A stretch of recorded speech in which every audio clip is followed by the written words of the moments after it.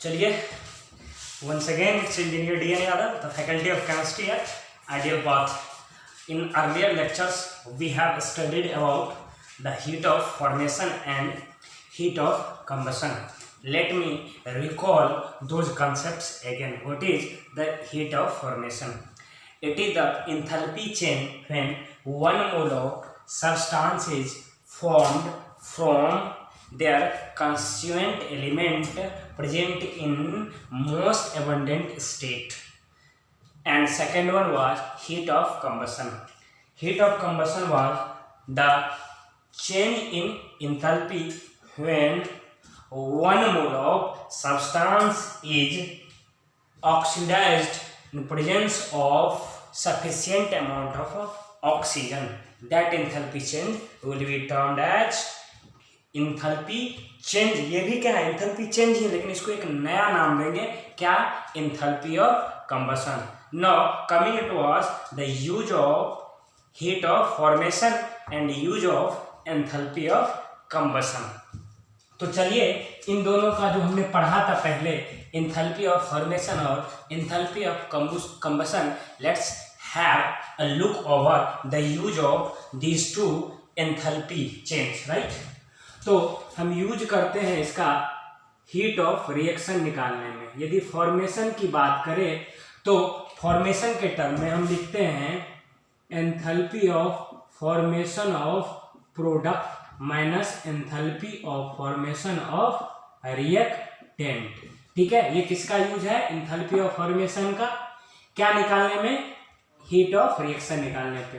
फिर दूसरा enthalpy of combustion का यूज भी हम करते हैं क्या निकालने में? हीट ऑफ रिएक्शन निकालने में. कैसे? तो देखिए enthalpy of combustion of reactant minus enthalpy of combustion of product.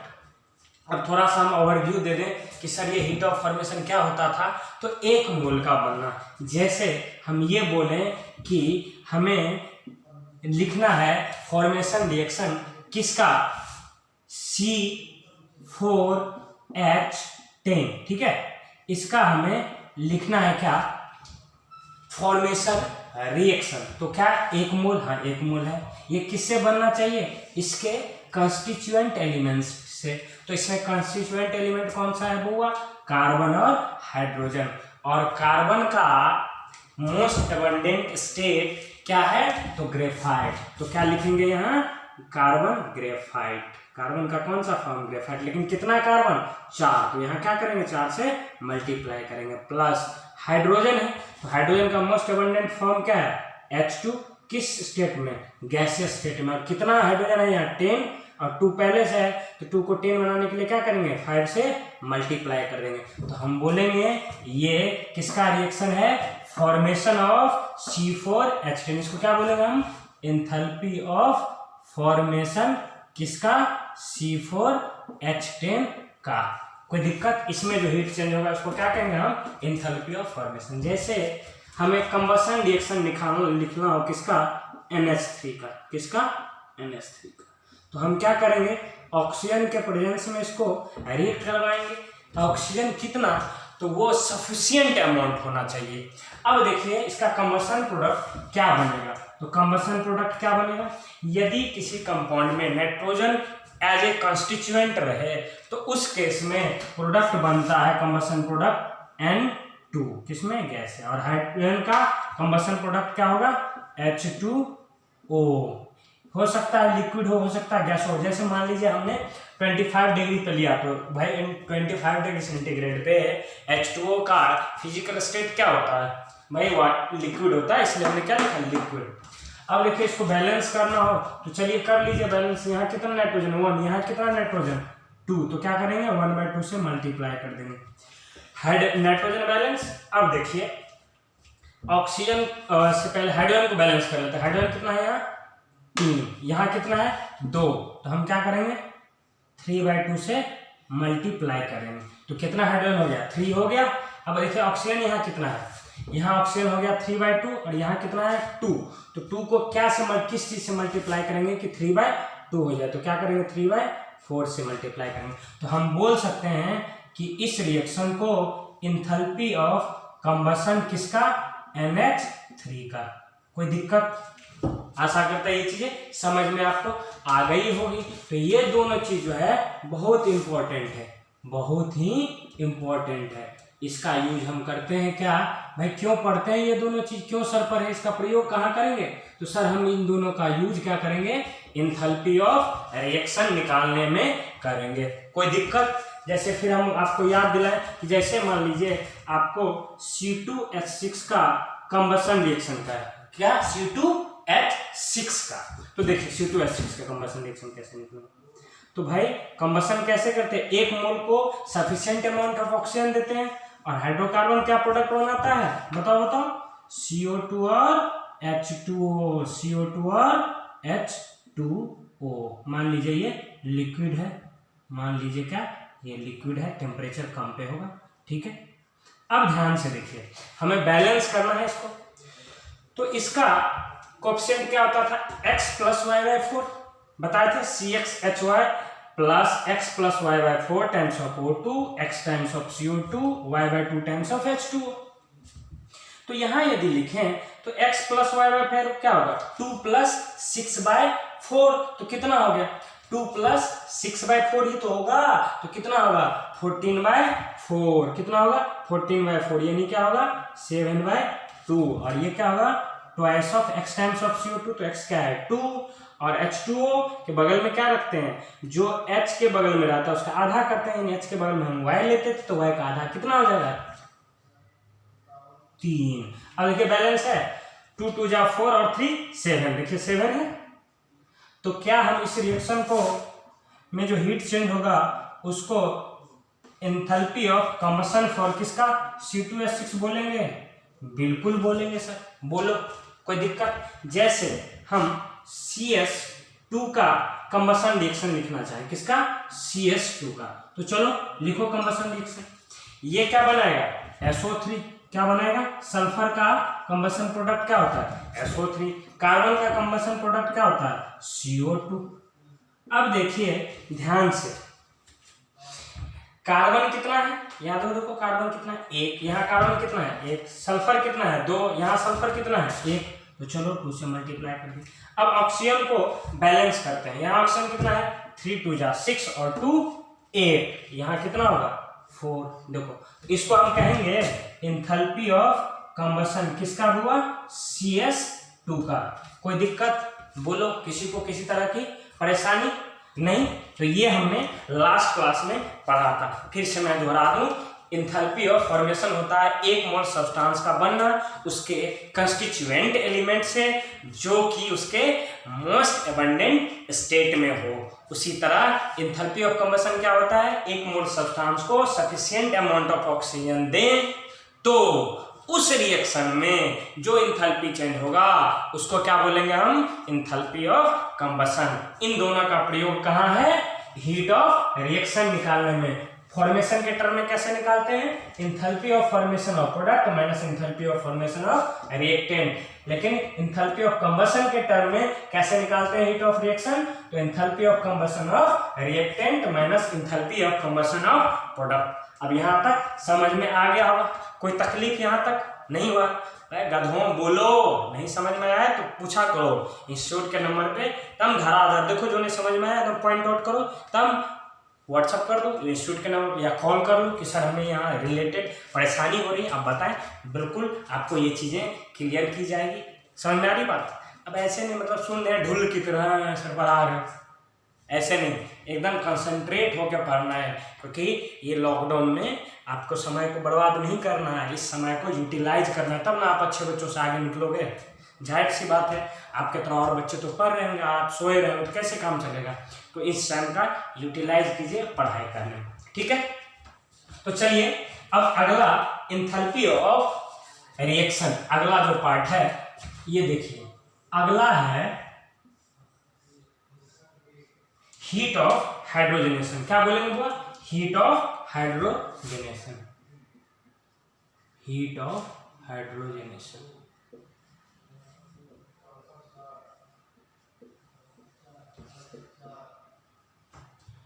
इसको हम डिनोट करते हैं बुआ डेल्टा H हाइड्रोजनेशन, क्या बोलते हैं, डेल्टा H हाइड्रोजनेशन। ये क्या होता है, अब यहाँ देखिए हम दो चीज बताएंगे आपको, एक होता है सेचुरेटेड ऑर्गेनिक कंपाउंड, एक होता है अनसेचुरेटेड। तो अनसेचुरेटेड ऑर्गेनिक कंपाउंड वो होता है जिसमें डबल बॉन्ड या ट्रिपल बॉन्ड हो, जैसे एल्कीन या एल्काइन बोल सकते हो आप। और अनसेचुरेटेड क्या होता है, एल्केन ग्रुप, जिसमें कि सेचुरेटेड मतलब क्या, जिसमें किसी भी तरह का डबल बॉन्ड ट्रिपल बॉन्ड नहीं हो, तो ये होता है सेचुरेटेड। और अनसेचुरेटेड क्या होता है, जिसमें डबल बॉन्ड या ट्रिपल बॉन्ड हो, जैसे कि एल्कीन या एल्काइन क्या है, अनसेचुरेटेड की सेचुरेटेड। तो सर ये अनसेचुरेटेड है, क्यों, क्योंकि डबल बॉन्ड या ट्रिपल बॉन्ड उसमें होता है। और एल्केन कौन सा है, अनसेचुरेटेड की सेचुरेटेड, तो ये क्या होगा, सेचुरेटेड। तो हाइड्रोजनेशन है कि एक मोल अनसेचुरेटेड ऑर्गेनिक कंपाउंड को सेचुरेटेड ऑर्गेनिक कंपाउंड में कन्वर्ट करते हैं। एक मोल यदि अनसेचुरेटेड ऑर्गेनिक कंपाउंड हो, उसको किसमें कन्वर्ट करना हो, आपको सेचुरेटेड ऑर्गेनिक कंपाउंड में, तो उस समय जो हीट रिलीज होती है उसी को क्या कहते हैं हम, हीट ऑफ हाइड्रोजनेशन। तो चलो इसका पहले हम डिफिनेशन लिख देते हैं। Heat released when 1 mole of unsaturated, क्या, अनसेचुरेटेड मतलब क्या हुआ, अभी क्या बताया, बताओ, डबल बॉन्ड या ट्रिपल बॉन्ड यदि हो तो उसको क्या कहेंगे, unsaturated organic compound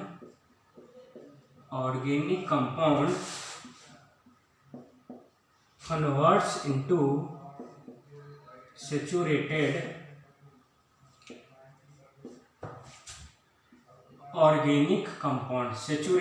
organic compound।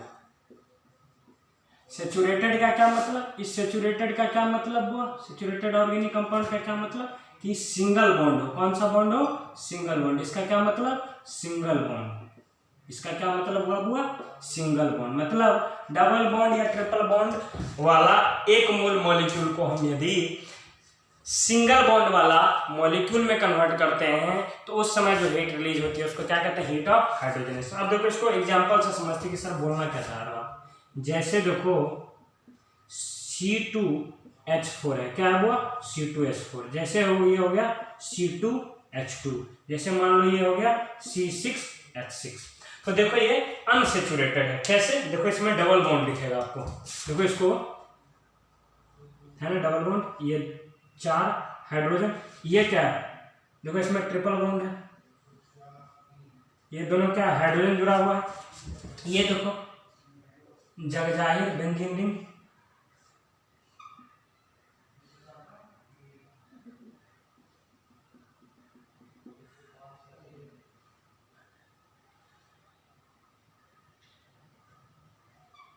देखो है ना डबल बॉन्ड। तो अब देखो इसको, इस डबल बॉन्ड को कन्वर्ट करना है किसमें, आपको सिंगल बॉन्ड में।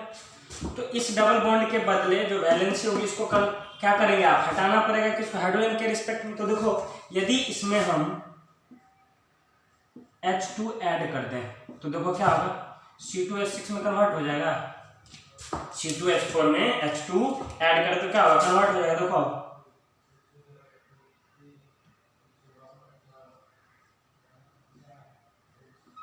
देखो हो गया, एक मोल लिए, अनसेचुरेटेड था किसमें कन्वर्ट कर दिया, सेचुरेटेड में, तो इसको क्या कहेंगे हम, हीट ऑफ हाइड्रोजनेशन। इसी तरह देखो इसमें क्या है, 3 डबल बॉन्ड है तो इसको क्या कहते हैं, ट्रिपल बॉन्ड। इस ट्रिपल बॉन्ड को हमको कन्वर्ट करना है किसमें, सिंगल बॉन्ड में। तो देखो यहाँ 2H2, तो देखो अब क्या हो जाएगा, यहाँ 2 हाइड्रोजन था, 4 हाइड्रोजन ऐड हो जाएगा तो क्या हो जाएगा, फिर से ये C2H6 हो जाएगा। C2H6 हुआ तो देखो क्या आएगा, अनसेचुरेटेड की सेचुरेटेड, तो सर सेचुरेटेड। तो इस केस में भी जो हीट रिलीज होगा उसको कहेंगे हीट ऑफ हाइड्रोजनेशन। इसी तरह देखो ये C6H6 है, अब कितना हाइड्रोजन ऐड करना है वो ध्यान से सुनिए, इसके लिए मैं बताता हूं आपको। ये क्या है, 2 कार्बन का एल्कीन है, क्या है 2 कार्बन का। तो जब 2 कार्बन का एल्केन लेते हैं तो क्या होता है, 2 कार्बन के साथ 6 हाइड्रोजन होना चाहिए, कितना, C2H6। उसी तरह 3 कार्बन के हाइड्रोकार्बन में एल्केन बनने के लिए क्या होना चाहिए, 8 4 में कितना होना चाहिए 10, 6 में कितना होना चाहिए 14। तो देखो यहाँ 4 था, 2 कार्बन के साथ हमें 6 हाइड्रोजन होगा, तब वो किसमें कन्वर्ट हो जाएगा सिंगल बॉन्ड वाले हाइड्रोकार्बन में। तो देखो यहाँ कितना है C2H6 होना चाहिए, कितना है 4, तो कितना हाइड्रोजन ऐड करना पड़ा है 2, देखो ऐड कर दिए। यहाँ क्या था C2 के साथ क्या है 2 ही हाइड्रोजन, जबकि होना कितना चाहिए 6, यदि सेचुरेटेड है तो 2 है 4 और चाहिए, तो क्या ट्वाइस ऑफ H2। जैसे C6H6 है तो 6 कार्बन वाले हाइड्रोकार्बन का यदि एल्केन लें तो कितना होना चाहिए उसमें 14 हाइड्रोजन, लेकिन यहाँ कितना है 6 ही हाइड्रोजन, तो कितना और चाहिए 8, तो 8 चाहिए तो क्या करें देखो ध्यान से 4 टाइम्स ऑफ H2, ये किस में कन्वर्ट हो गया C6H14 में हो गया ये।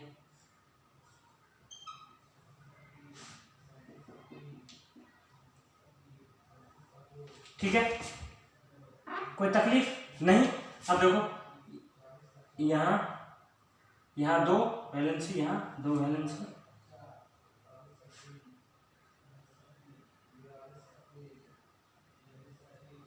तो यहाँ देखो कार्बन, ये कार्बन यहाँ वाला कार्बन, एक बॉन्ड इधर, एक बॉन्ड इधर, एक बॉन्ड इधर, एक बॉन्ड इधर, कोई दिक्कत। तो देखो ये सारा का सारा क्या है कन्वर्ट हो गया किस में, आपको ये सारा का सारा किस में कन्वर्ट हो गया अब सिंगल बॉन्ड में, कोई दिक्कत कोई तकलीफ। तो देखो इसको ऐसे भी आप दिखा सकते हो, देखो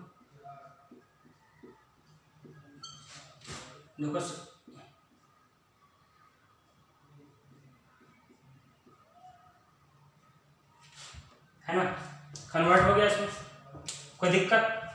तो C6H6 ये 6 कार्बन का हाइड्रोकार्बन है, तो इसका यदि एल्केन बनाएंगे तो C6 के करस्पॉन्डिंग कितना होना चाहिए H14 होना चाहिए। आपको याद हो तो कैसे फॉर्मूला लिखते हैं CnH2n+2, तो यहाँ 6 रखिएगा तो क्या होगा C6 और ट्वाइस ऑफ 6 12 + 2 कितना 14, C6H14 होना चाहिए, लेकिन यहाँ कितना है 6 ही, तो 8 और चाहिए, तो 8 और चाहिए, हमने क्या किया 4 टाइम्स ऑफ H2 कर दिया, कोई दिक्कत। तो इस केस में जो हीट रिलीज होगी उसको क्या बोलेंगे हम हीट ऑफ हाइड्रोजन। अच्छा तुम लोग ये बताओ जरा ध्यान देना जरा सा, क्या हम इसको हीट ऑफ हाइड्रोजनेशन बोलेंगे, क्या ये हीट ऑफ हाइड्रोजनेशन बोला जा सकता है इसको, बोलो। चलो क्या डिफिनेशन है पहले इस पे आते हैं। 1 मोल अनसेचुरेटेड ऑर्गेनिक कंपाउंड, तो अनसेचुरेटेड है देखो ट्रिपल बॉन्ड है C2H2, देखो C2H4 में कैसा बॉन्ड है डबल बॉन्ड, तो पहले भी अनसेचुरेटेड था और अभी भी अनसेचुरेटेड है, जबकि डिफिनेशन क्या कहता है 1 मोल अनसेचुरेटेड को, 1 मोल अनसेचुरेटेड को, 1 मोल अनसेचुरेटेड को यदि हम सेचुरेटेड में कन्वर्ट करेंगे तो क्या बोलेंगे उसको हीट ऑफ हाइड्रोजनेशन, क्या बोलेंगे हीट ऑफ हाइड्रोजनेशन। लेकिन ये अभी भी क्या है पहले भी अनसेचुरेटेड था अभी भी अनसेचुरेटेड है, तो इसको क्या बोल देंगे हम हीट ऑफ हाइड्रोजन बोलेंगे नहीं बोलेंगे, कोई दिक्कत कोई तकलीफ कोई पीड़ा संकट हैरानी परेशानी बोलो नहीं है। तो ये देखो इस तरह ये भी C6H6 के करस्पॉन्डिंग क्या होगा C6H14, तो ये हम इस चीज पे डिसाइड करते हैं कि अपना जो अनसेचुरेटेड है सेचुरेटेड में कन्वर्ट हुआ या नहीं हुआ। यदि हो गया 1 मोल अनसेचुरेटेड सेचुरेटेड में तो बोलेंगे इसको हम हीट ऑफ हाइड्रोजनेशन, अन्यथा नहीं बोलेंगे, कोई दिक्कत कोई तकलीफ नहीं, तब तक इसको कॉपी कर लो।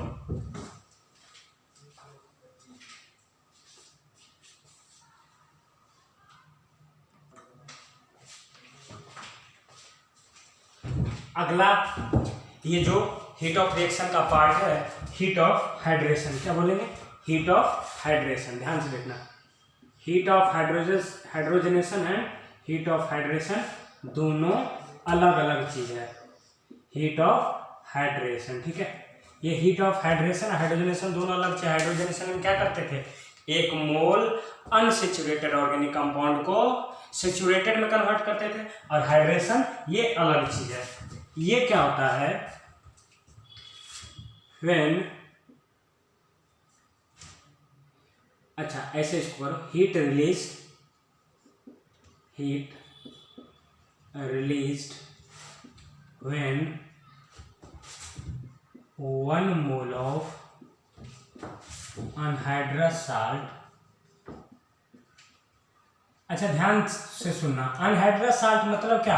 अनहाइड्रस मतलब ऐसा साल्ट जिसमें वाटर प्रेजेंट नहीं हो, तो उसको साल्ट को क्या कहते हैं? अनहाइड्रस। अब ये सुनते हैं कि साल्ट क्या होता है, सब कहीं सुना हुआ है, सुना लग रहा है। तो गरीबों आयनिक इक्विलिब्रियम हमने पढ़ाया था, साल्ट कैसे फॉर्म होता है। तो जब एसिड और बेस रिएक्ट करता है तो क्या बनता है? साल्ट। तो उस तरीके से जो कंपाउंड बनेगा उसी कंपाउंड को हम यहाँ यूज करेंगे, और वो ऐसा कंपाउंड है जिसमें कि वाटर नहीं है, तो ऐसा साल्ट क्या कहलाएगा? Anhydrous salt. तो दो चीजें, अनहाइड्रस क्या होता है कि जिसमें वाटर मॉलिक्यूल नहीं होता है, जिसमें वाटर नहीं होता है, वाटर प्रेजेंट नहीं होता, उसको क्या कहते हैं? Anhydrous salt. और साल्ट कैसे बनता है? एसिड और बेस के रिएक्शन से जो प्रोडक्ट बनता है उसको क्या बोलते हैं? हम साल्ट बोलते हैं। ठीक है, तो देखो, heat release when 1 mole of anhydrous salt, when 1 mole of anhydrous salt is mixed with a specified number of water molecules। अब देखो, स्पेसिफाइड नंबर मतलब क्या कि ऐसा नहीं कि मुंह उठा के जितना मन हो उतना रख दे, नहीं, बिल्कुल नहीं। सबका अनहाइड्रस को हाइड्रेटेड साल्ट में कन्वर्ट करते हैं, तो कुछ स्पेसिफिक अमाउंट देते हैं। जैसे उदाहरण ये water molecules to get hydrated salt. अच्छा, जब पानी नहीं था तो बोलते थे अनहाइड्रस, जब पानी मिला दिए तो क्या बोलेंगे? हाइड्रेटेड। तो ये फर्क है। अनहाइड्रस मतलब जिसमें वाटर नहीं है, और वाटर मिला दिए तो क्या बोलेंगे? Hydrated salt. अब ऐसे तो गरीबों तुमको क्लियर होगा नहीं, तो देखो इसको तुम जैसे गरीबों के लिए हम उदाहरण से समझाते हैं। देखो कैसे, ये CuSO4 ये है अनहाइड्रस साल्ट। सर साल्ट कैसे पता चला? तो देखो किस किस से बना हुआ है, ये ध्यान से देखना, ये किससे से बना हुआ है? CuOH और किससे बना है? H2SO4 से। तो ये क्या है? एसिड, और ये क्या है? बेस। तो एसिड बेस रिएक्शन करेगा तो क्या बनेगा? CuSO4 बनेगा कि नहीं? अरे बोलो, कैसे बोलोगे? अच्छा, तो रिकॉर्डेड लेक्चर है, कोई दिक्कत नहीं है। तुम क्या करना, मैसेज कर देना कि सर समझ में आ गया। अच्छा, समझ में आया, यहाँ परेशानी हो रही है, समझ में आ रही बात? तो चलो, ये एसिड है, ये बेस है, तो एसिड बेस रिएक्शन करेगा तो क्या बनेगा? साल्ट। अब देखो, इसमें हम क्या करते हैं? 5 वाटर मॉलिक्यूल ऐड करते हैं, तो देखो क्या बनता है? ये बनता है इसका हाइड्रेटेड साल्ट। ठीक है, ये क्या है? Hydrated salt. और ये क्या है? वो अनहाइड्रस साल्ट। ये तो समझ गए, ये क्या है? Anhydrous salt. ठीक, तो इसमें जो हीट रिलीज होगा उसको क्या कहेंगे हम? Heat of hydration. जैसे देखो, ये क्या है?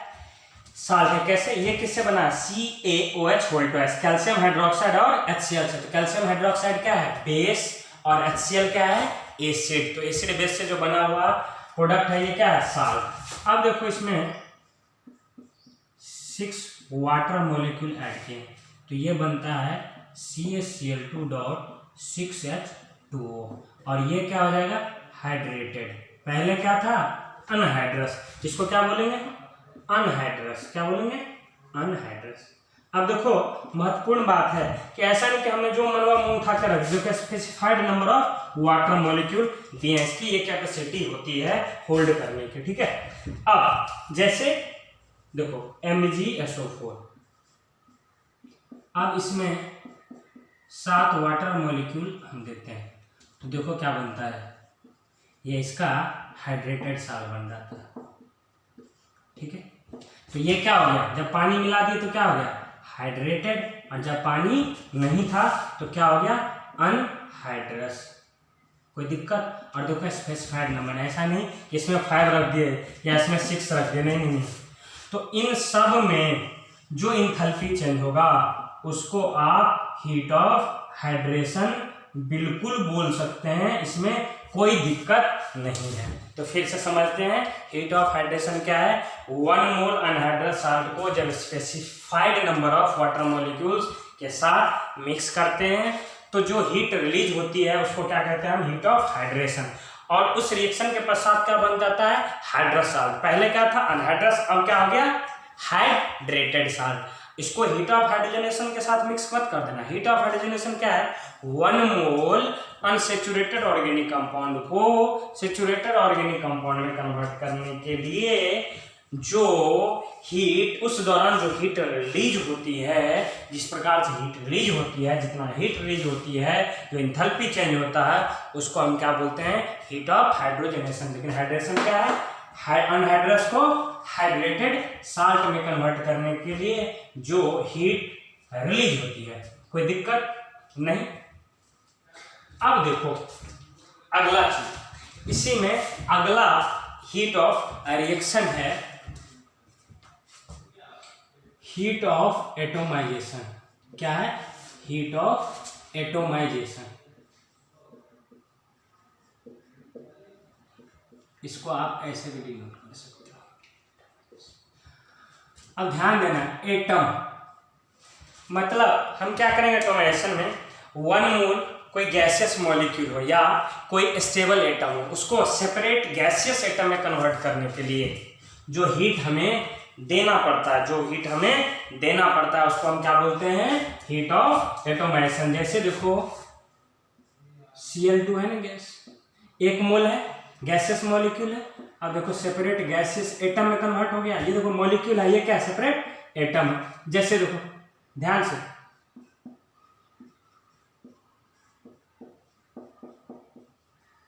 कोई दिक्कत? ये क्या है? Heat of atomisation. जैसे देखो ग्रेफाइट है, देखो गैसेस मॉलिक्यूल तो नहीं है लेकिन ये स्टेबल एटम है, इसको कन्वर्ट कर दिया आप सी गैस में, तो ये भी क्या हो जाएगा? Heat of atomisation. जैसे देखो मरकरी, ये गैसियस मॉलिक्यूल नहीं है लेकिन स्टेबल एटम है, किसमें कन्वर्ट हो जाए? गैसियस एटम में, तो क्या बोलेंगे हम इसको? Heat of atomisation. कोई दिक्कत, कोई तकलीफ, कोई पीड़ा, संकट, हैरानी, परेशानी? इस तरीके से जो हीट देना पड़ता है उसको क्या कहते हैं? Heat of atomisation. तो देखो हीट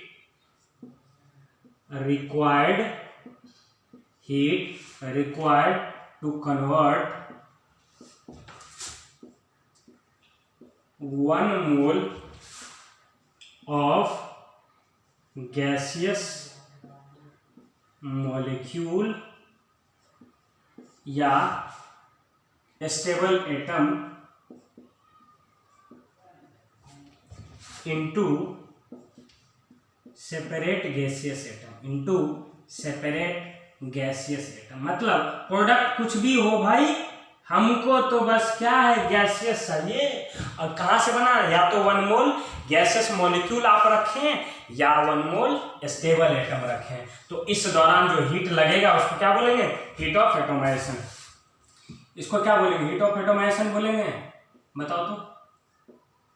हम बोलते हैं नहीं बोलेंगे, तो सोचो कंफ्यूज हो गए। देखो 1 मोल गैसियस मॉलिक्यूल है, सेपरेट गैसियस एटम में कन्वर्ट हो गया। देखो सेपरेट गैसियस एटम है कि नहीं? हाँ सर है, तो है बोलेंगे कि नहीं? तब 1 मोल गैसियस मॉलिक्यूल है, सेपरेट हो गया, किस में कन्वर्ट हुआ? गैसियस एटम, तो बोलेंगे कि नहीं एटोमाइजेशन। यहाँ देखो सर 1 मोल गैसियस मॉलिक्यूल का है, नहीं है, लेकिन 1 मोल स्टेबल एटम तो है सर। कार्बन का मोस्ट अबंडेंट फॉर्म क्या होता है? ग्रेफाइट, तो बोलेंगे कि नहीं ये मोस्ट अबंडेंट है, स्टेबल एटम है कि नहीं है? किस में कन्वर्ट हुआ? सेपरेट गैसेस में हुआ, तो बोलेंगे ये भी क्या है? Heat of atomisation. अच्छा एक चीज बताओ, इसको पता है? एक चीज और बोलेंगे, बताओ तुम लोग क्या? जब सॉलिड से गैस में कन्वर्ट होता है तो क्या बोलते हैं? सब्लिमेशन बोलते हैं। तो यहाँ एंथैल्पी चेंज को सब्लिमेशन भी बोलेंगे। अच्छा देखो, क्या ये 1 मोल गैसियस मॉलिक्यूल है? नहीं है, लेकिन 1 मोल स्टेबल एटम तो है, क्योंकि मरकरी का मोस्ट अबंडेंट स्टेबल फॉर्म क्या होता है? लिक्विड। और किस में कन्वर्ट हो गया? सॉरी, यहाँ गैस होना चाहिए, गैस में। तो क्या हो गया? ये भी क्या है? एटोमाइजेशन। हाँ बिल्कुल है, लेकिन इसको एक और नाम देंगे, पता है क्या? जब लिक्विड से गैस में जाता है, वेपर में जाता है, तो क्या करते हैं? Heat of vaporisation. कोई दिक्कत? अच्छा तुम लोग बताओ, क्या हम गिवन एग्जांपल में क्या इसको हम बोल सकते हैं? देखो तो एटोमाइजेशन हाफ Cl2 गैस, क्या इसको एटोमाइजेशन बोलेंगे?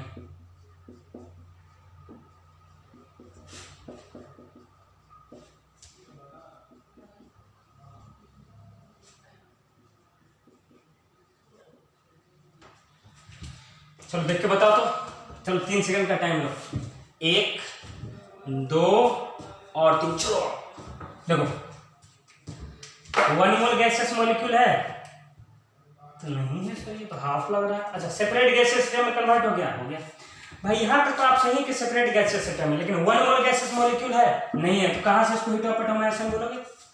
नहीं बोलेंगे सर, याद रखो ध्यान से कितना 1 मोल है नहीं है, लेकिन सेपरेट गैसियस सिस्टम में कन्वर्ट होता है। यही केवल नहीं जरूरी है कि सेपरेट गैसियस सिस्टम में, ये भी जरूरी है कि 1 मोल होना चाहिए। 1 मोल है नहीं है तो इसको भी बोलोगे? नहीं बोलोगे। कोई दिक्कत, कोई तकलीफ? अच्छा इसको बताओ जरा, क्या हम इसको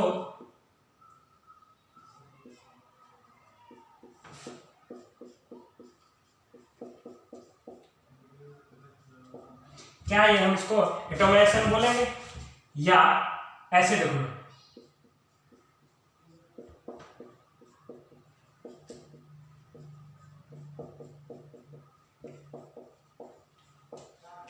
इसमें से किसको एटोमाइजेशन बोलेंगे? इसको एटोमाइजेशन बोलेंगे या इसको बोलेंगे? तो देखो 1 मोल गैसियस मॉलिक्यूल है, सेपरेट गैसियस एटम में कन्वर्ट हो गया तो इसको एटोमाइजेशन बोलेंगे?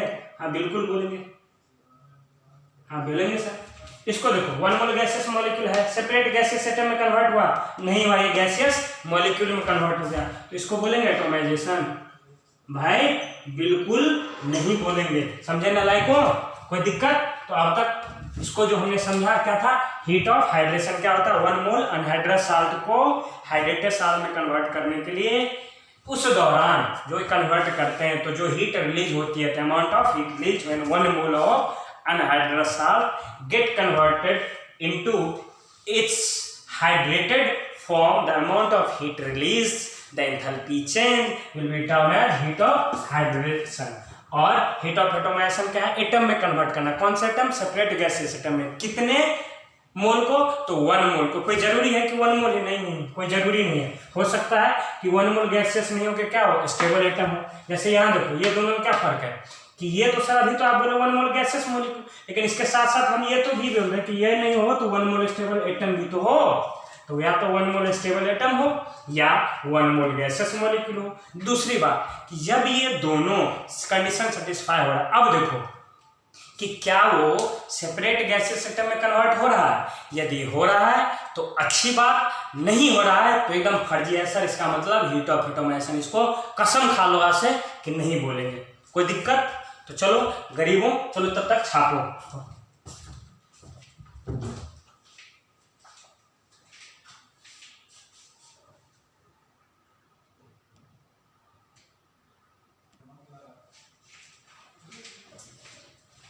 तो अगला देखो क्या है, इसी हीट ऑफ रिएक्शन का अगला पार्ट कौन सा है, heat of solution.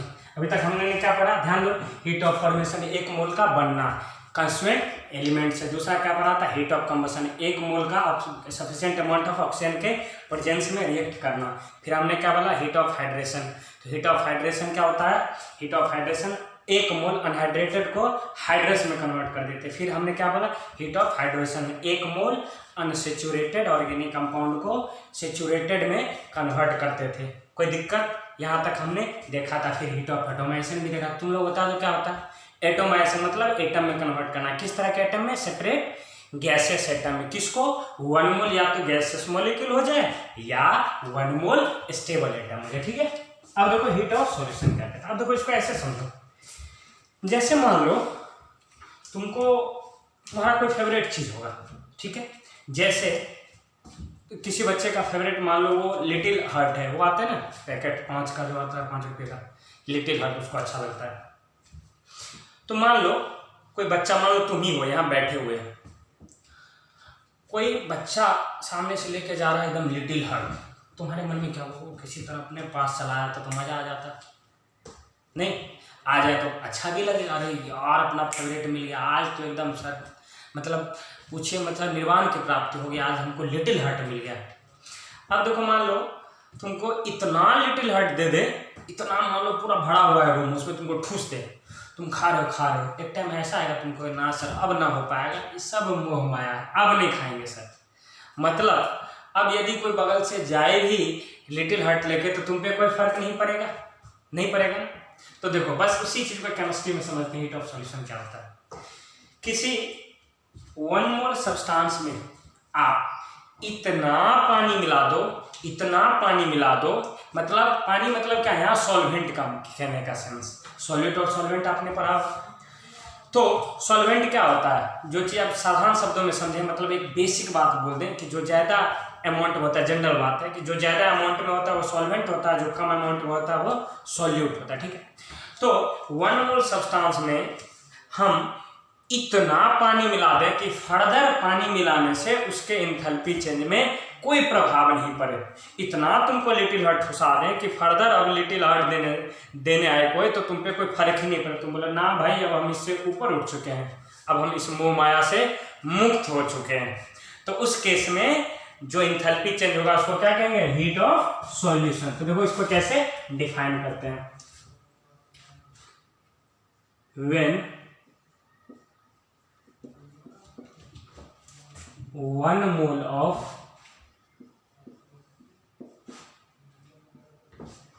substance is mixed with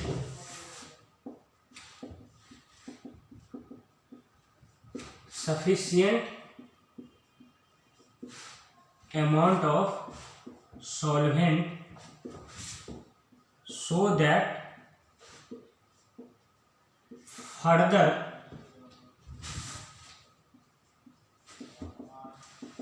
addition of solvent doesn't affect the enthalpy change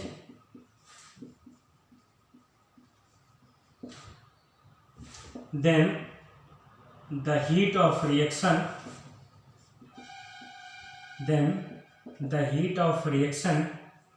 is called as heat of solution, heat of solution।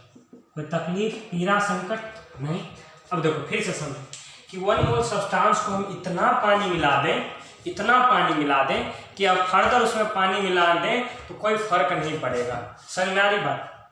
जैसे एक मूवी आपने देखी होगी, प्रियंका चोपड़ा की मूवी थी, तो उसमें बोला जाता है कि किसी को इतना मत डराओ कि डर ही खत्म हो जाए।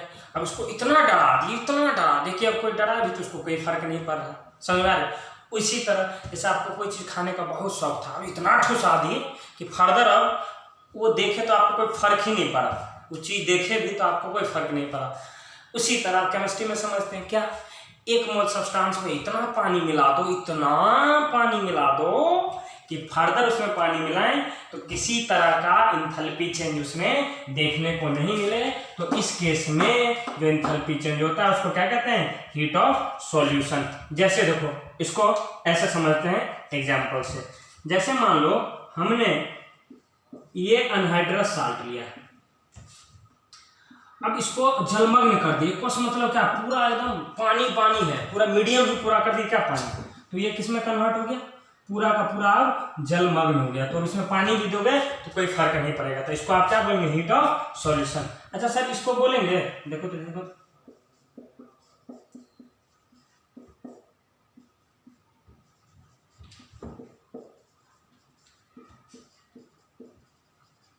इसको भी बोलेंगे हीट ऑफ सॉल्यूशन, कोई दिक्कत क्या सर, इसको बोलेंगे देखो तो देखो तो जैसे मान लो ये CSO4 है, अब इसमें इतना पानी मिला दो कि पूरा का पूरा जलमग्न हो जाए, तो क्या बोलोगे इसको आप, हीट ऑफ सॉल्यूशन। इन सबको क्या बोलोगे, हीट ऑफ सॉल्यूशन या हीट ऑफ डिसोल्यूशन। कोई दिक्कत, कोई तकलीफ, पीड़ा, संकट नहीं होना चाहिए, हीट ऑफ सॉल्यूशन। अब देखो मोस्ट इंपॉर्टेंट बात क्या, बॉन्ड एनर्जी। ये बहुत ही इंपॉर्टेंट बात है बउआ, ध्यान से। कौन सा energy, bond energy. Bond energy.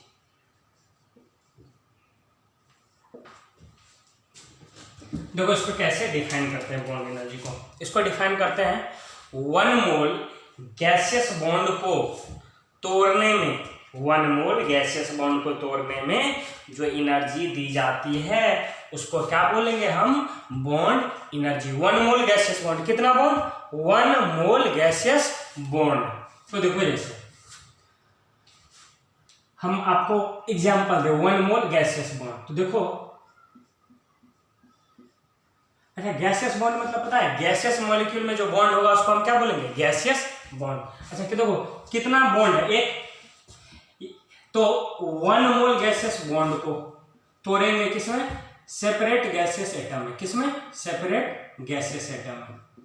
तो इसको आप क्या बोलेंगे, बॉन्ड एनर्जी ऑफ किसका, HCl का। इसको क्या बोलेंगे, बॉन्ड एनर्जी ऑफ किसका, HCl का। जैसे देखो ध्यान से इधर देखना, इधर देखना, इसको H2O ले हम,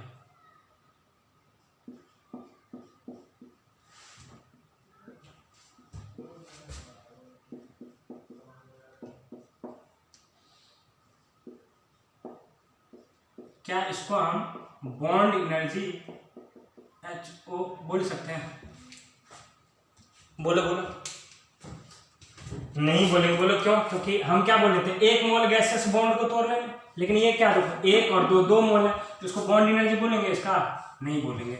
कोई दिक्कत, कोई तकलीफ। अच्छा इसको देखो तो ध्यान से देखो, ये बताना तुम लोग,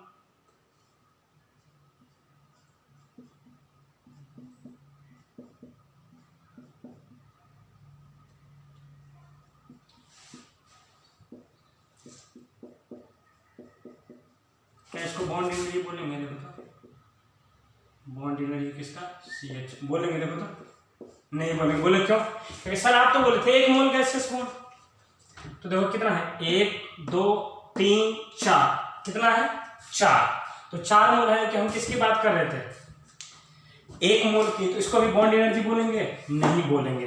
कोई दिक्कत, कोई तकलीफ, लेकिन इसको तो बोलेंगे, इसको बोलेंगे कि नहीं, हाँ सर बोलेंगे, क्योंकि 1 मोल गैसियस बॉन्ड है और किस में कन्वर्ट हो रहा है, सेपरेट गैसियस एटम। ठीक है, देखो इसको कैसे डिफाइन करते हैं, heat required when 1 mole of gaseous bond breaks into separate gaseous atom. देखो क्या बोले, 1 मोल गैसियस बॉन्ड, ये इंपॉर्टेंट बात है, कितना मोल, 1 मोल गैसियस बॉन्ड। अच्छा 1 मोल गैसियस बॉन्ड क्या होता है, गैसियस बॉन्ड का यहाँ ये सेंस है कि bond present in gaseous molecule, किसमें बोलेंगे बुआ, बॉन्ड प्रेजेंट इन किसमें, गैसियस मॉलिक्यूल। गैसियस मॉलिक्यूल में जो बॉन्ड प्रेजेंट होगा उसको क्या बोलेंगे हम, गैसियस बॉन्ड। तो 1 मोल गैसियस बॉन्ड को उसके सेपरेट गैसियस एटम में कन्वर्ट करने के लिए जो एनर्जी देनी पड़ती है उसको बॉन्ड एनर्जी बोलते हैं। अब देखो तुम कंफ्यूज हो रहे हो, बॉन्ड एनर्जी और एटोमाइजेशन सर, उसमें भी 1 मोल था, इसमें भी 1 मोल है, उसमें भी सेपरेट गैसियस एटम था, इसमें भी। अब देखो ध्यान से सुना, हीट ऑफ एटोमाइजेशन क्या था कि 1 मोल गैसियस मॉलिक्यूल को तोड़ना। अब जितना भी बॉन्ड है उससे हमको मतलब नहीं ना, हीट ऑफ एटोमाइजेशन में हमें ये मतलब नहीं था कि उसमें कितना बॉन्ड है, तोड़ना, वो गैसियस मॉलिक्यूल को तोड़ना, पूरा का पूरा कंप्लीटली तोड़ देना। लेकिन इसमें क्या है कि 1 मोल गैसियस बॉन्ड को ही तोड़ना है, समझ में आ रही बात। तो देखो हीट ऑफ एटोमाइजेशन और क्या है, bond energy. Heat of atomization क्या था, 1 मोल गैसियस मॉलिक्यूल को, हम बॉन्ड की बात नहीं करते थे, पूरा का पूरा गैसियस मॉलिक्यूल का बात करते थे। लेकिन बॉन्ड एनर्जी में क्या है, हम 1 मोल गैसियस बॉन्ड की बात कर रहे हैं। तो सर 1 मोल गैसियस बॉन्ड की बात करें तो भाई ये तो भाई डायटोमिक में ही पॉसिबल है। 1 मोल गैसियस बॉन्ड में किसमें, डायटोमिक में ही ये पॉसिबल है कि डायटोमिक मॉलिक्यूल हो उसी में 1 मोल गैसियस बॉन्ड होगा। अब बोलो नहीं होगा, होगा। तो जब वो डायटोमिक होगा तब तो भाई डिफाइन करेंगे, लेकिन जब पॉलीएटॉमिक होगा तब क्या करेंगे, कैसे हम इस चीज़ों को कैलकुलेट करेंगे। तो आगे तब तक ये देखो, फिर देखते हैं हम कैसे डिफाइन करेंगे पॉलीएटॉमिक मॉलिक्यूल्स में बॉन्ड एनर्जी को, ठीक है।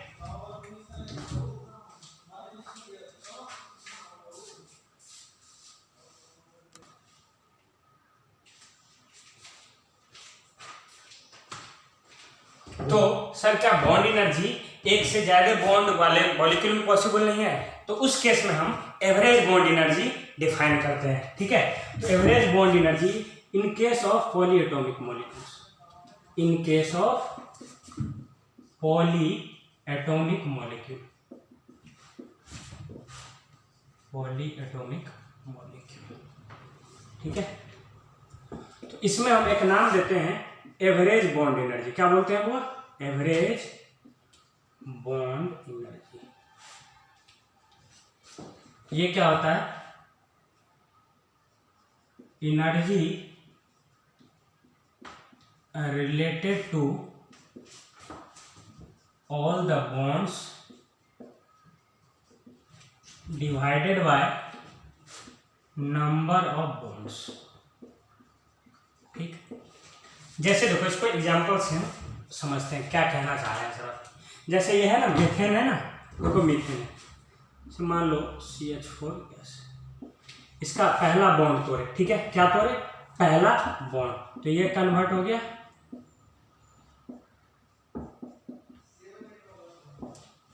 अब देखो फिर मान लो इसमें जो एनर्जी रिक्वायर्ड हो गया, ये मान लो आपको X हो गया, ठीक। अब देखो, अब इसका अगला बॉन्ड तोड़ते हैं,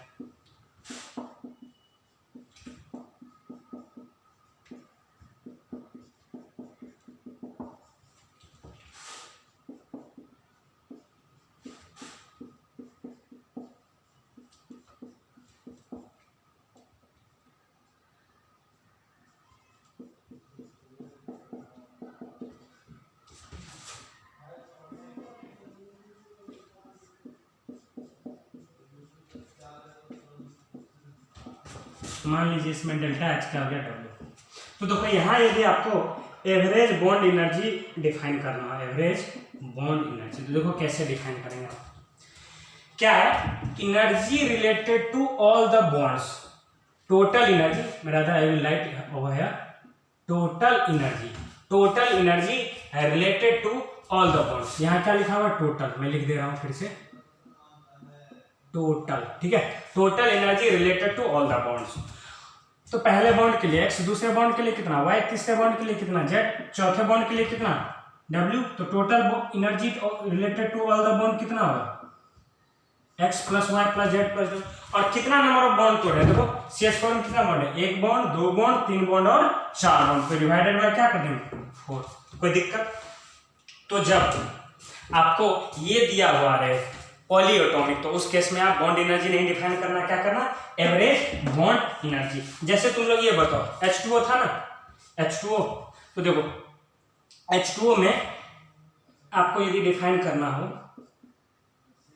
जैसे देखिए ये पहला बॉन्ड टूटा, अभी भी क्या है? ये बचा हुआ, मान लीजिए यहाँ X1 है, ठीक है। डेल्टा H क्या है? X1 है, ये डेल्टा H मान लीजिए इसे, ठीक है। अब ये कि दूसरा बॉन्ड टूटा,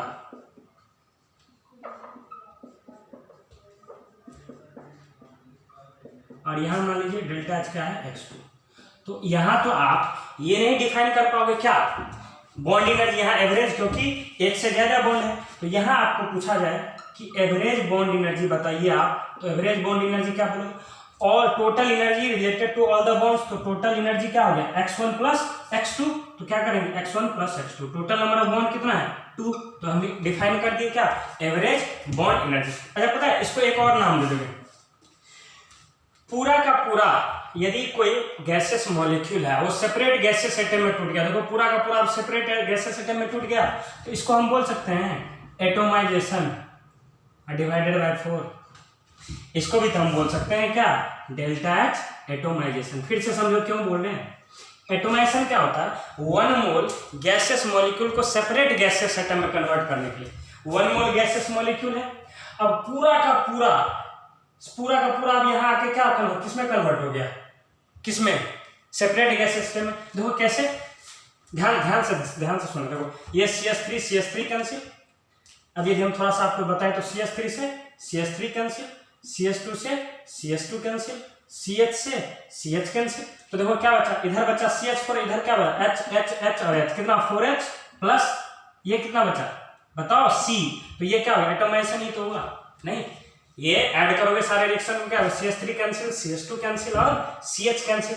तो टोटल बचेगा क्या, यहाँ पर क्या बचेगा CH4 जब ऐड करोगे, और यहाँ क्या बचेगा 4H प्लस क्या बचेगा C। यही तो था ना एटोमाइजेशन। तो इसके केस में हम क्या बोल सकते हैं इसको, हीट ऑफ एटोमाइजेशन। चलिए तो आज के लिए इतना काफी है। अगले क्लास में हम बताएंगे बॉन्ड एनर्जी का यूज एंथैल्पी ऑफ रिएक्शन निकालने में, इसका यूज रेजोनेंस एनर्जी निकालने में, और डिफरेंट टाइप के क्वेश्चन हम भी देखेंगे बॉन्ड एनर्जी से रिलेटेड।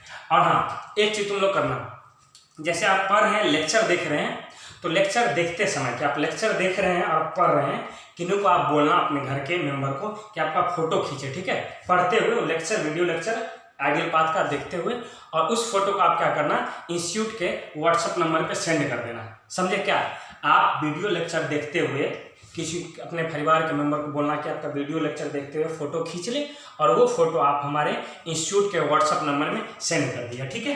तब तक के लिए bye bye, stay safe, stay healthy, अच्छे से पढ़ना, मन लगा के पढ़ना, इस टाइम का यूज करना। चलो तो ठीक है।